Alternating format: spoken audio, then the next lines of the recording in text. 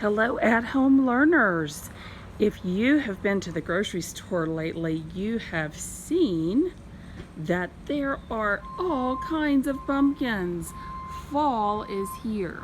We're going to talk today about how to draw a pumpkin. Now, when you draw a pumpkin, you could just draw a circle and put the stem on it, and that works when we're little. As we get older, sometimes we start to observe more. Do you notice that the pumpkin has segments? It's divided into pieces. And I'm going to show you a really easy way to do that this week. Pumpkins are part of a plant, and you can see that they have stems on the top. The stems aren't all exactly alike. It's just where the pumpkin was growing on the vine and they cut it from the plant, and sometimes they leave a tall skinny stem and sometimes they leave a short stem. Notice that the stem has a little bit of a curve to it. We'll do that too. To make our pumpkin, I'm going to use oil pastels. It's okay if you don't have those at home. You probably have crayons, and crayons work very well for this as well. If you don't have crayons, you might have markers, so use what you have. It works any way you do it. I am going to start with my black, and I'm going to make a little dot. I've got my paper turned horizontal, that means sideways like this. I'm going to make two little dots in the middle of the page. One about here. I want to leave a little room at the top because our pumpkin's going to have a stem. And then the other one is down towards the bottom, but you don't want to put it right on the bottom edge of the paper. I made those two dots, and now I'm going to connect the dots with a line, and that's the start of my pumpkin segments. Now I'm going to go on each side of the line and make a curved line starting at the dot on the top and going to the dot on the bottom. I'm going to do the same thing on the other side. I started at the top dot and I'm coming down to the bottom. It's okay if they're not perfect. I'm going to start at the top dot and I'm curving around again, going to the bottom dot. So each time my curve gets a little bit bigger, and it always starts at the top dot and ends at the bottom dot. And my pumpkin would be really skinny if I stopped right now, so I'm going to keep going, starting at the top dot, curving out and winding it back around to the bottom. It's starting to look a little more like a pumpkin. What do you think? Maybe one more. One more nice big curve. One more nice big curve.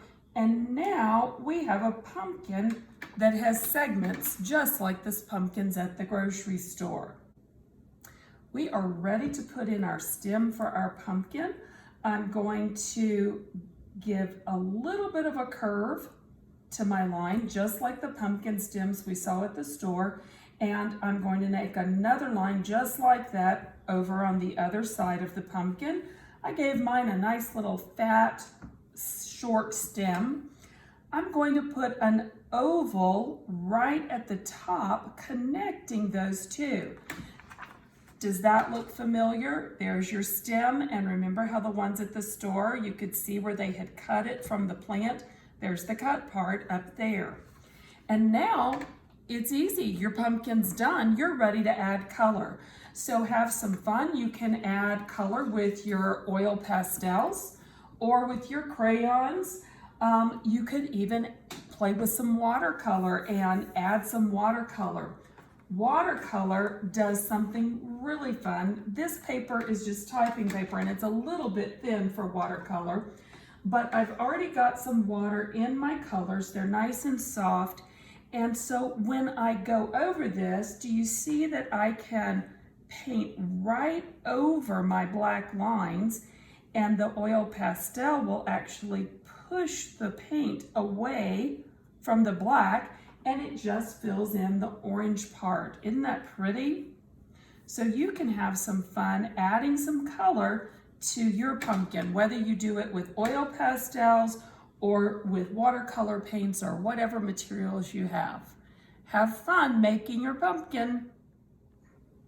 So if you're a little bit older student, maybe in the 2nd grade or the 3rd grade, if you're in the 3rd grade, I bet you did this with Miss Ernst last year, but it would be fun to make another one this year and see what you can come up with that's different from last year. So I made the same kind of pumpkin with a Sharpie marker. I started with my line, my 2 dots right in the middle, and I made my pumpkin segments. After I made the pumpkin segments with Sharpie, I put a different pattern in each one of the segments. So it was kind of fun, kind of a puzzle to think of what kind of patterns can I put. Remember, a pattern is a design that repeats, okay? And so you can see the patterns I picked. See what patterns you can come up with. I think my favorite one is this one. It's like little eyes.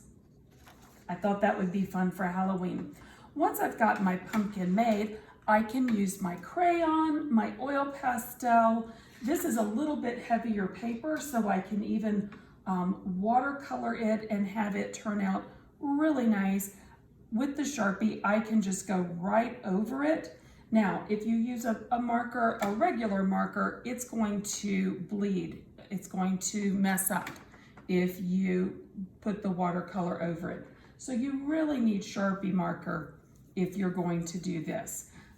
You can see that the marker looks really good through there, and this would be something really pretty to hang up for the month of October and even for the month of November, because we still enjoy pumpkin pie at Thanksgiving time. So this would be a great piece of art to do for the fall to hang in your house. Enjoy!